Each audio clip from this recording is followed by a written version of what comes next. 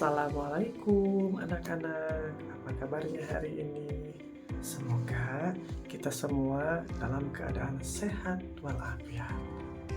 Nah, pada kesempatan kali ini, Bapak akan mencoba menjelaskan suatu materi yang berkaitan dengan sistem pernapasan pada manusia. Apa saja ya materinya? Simak berikutnya. Materi yang pertama adalah pengertian bernapas. Sistem pernapasan manusia merupakan suatu proses yang dilakukan oleh makhluk hidup untuk menghirup oksigen atau O2 serta mengeluarkan karbon dioksida atau CO2. Nah, itu ya pengertian bernapas secara sederhana adalah menghirup oksigen dan mengeluarkan karbon dioksida. Menghirup oksigen seperti ini anak-anak. Nah, itu namanya inspirasi. Kalau yang seperti ini mengeluarkan oksigen, itu namanya ekspirasi. Pertukaran kedua zat ini dilakukan di sistem peredaran darah dan melibatkan beberapa organ penting di dalam tubuh. Nanti ditukar di dalam paru-paru, di tempatnya itu nanti ada di alveolus. Nah, yang selanjutnya adalah organ penyusun sistem pernapasan pada manusia. Yang pertama yaitu ada rongga hidung. Ini ya rongga hidung kita yang lubangnya ada 2 di sini. Dari sini udara masuk terus ke tenggorokan. Di sini ada paring dan laring, terus masuk ke sini ke trakea. Dari trakea nanti masuk ke bronkus kanan dan bronkus kiri. Dari situ nanti ada organ lagi setelah bronkus namanya bronkiolus.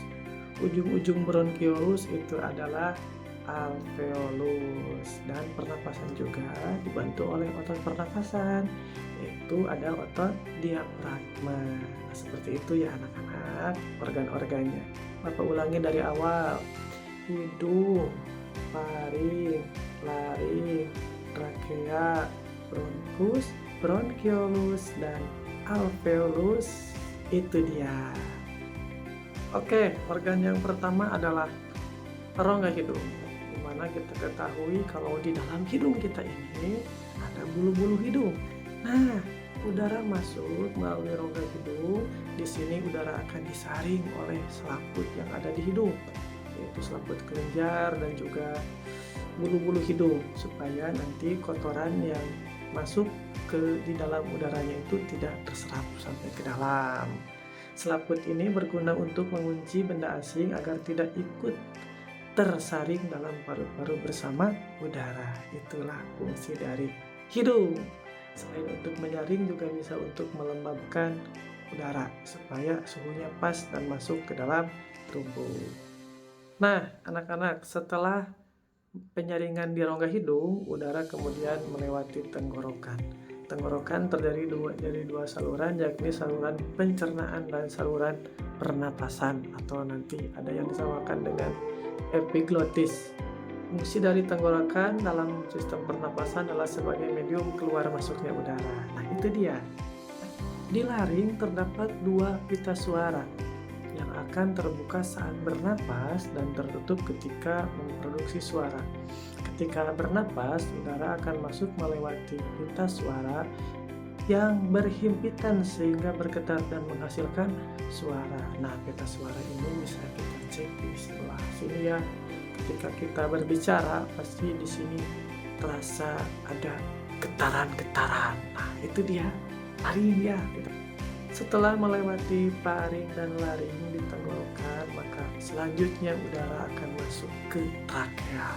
Apakah itu trakea? Trakea atau batang tenggorokan terletak di depan kerongkongan, dan trakea berfungsi sebagai jalan utama udara atau oksigen menuju paru-paru.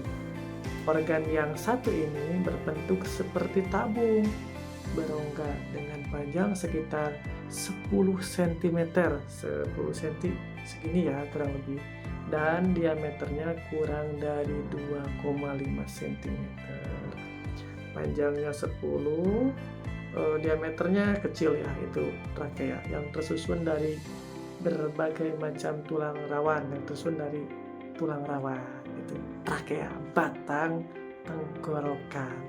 Nah, organ yang selanjutnya adalah bronkus. Bronkus ini berfungsi sebagai penyedia jalan bagi udara terhirup yang masuk dan keluar dari dan ke paru-paru. Bronkus mempunyai struktur yang persis seperti batang tenggorokan. Bedanya terletak pada kehadiran tulang rawan di cabang batang tenggorokan yang mempunyai bentuk yang tidak teratur. Nah, cabang dari trakea ini ada namanya bronkus. Jadi kalau ini trakea, nah sebelah sini bronkus, ini bronkus ya.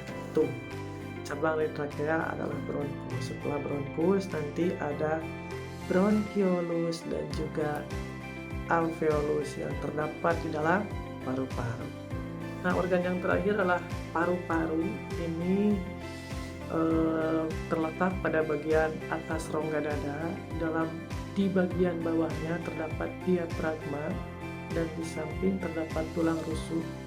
Paru-paru terbentuk dari kehadiran alveolus yang berfungsi untuk menerima udara dari bronkiolus serta sebagai tempat bertukarnya antara oksigen dan karbon dioksida.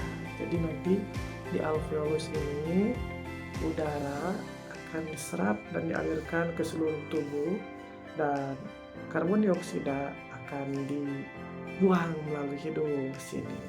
Nah, itulah organ-organ dari sistem pernapasan yang ada di itulah bagian-bagian dari organ pernapasan yang ada pada manusia.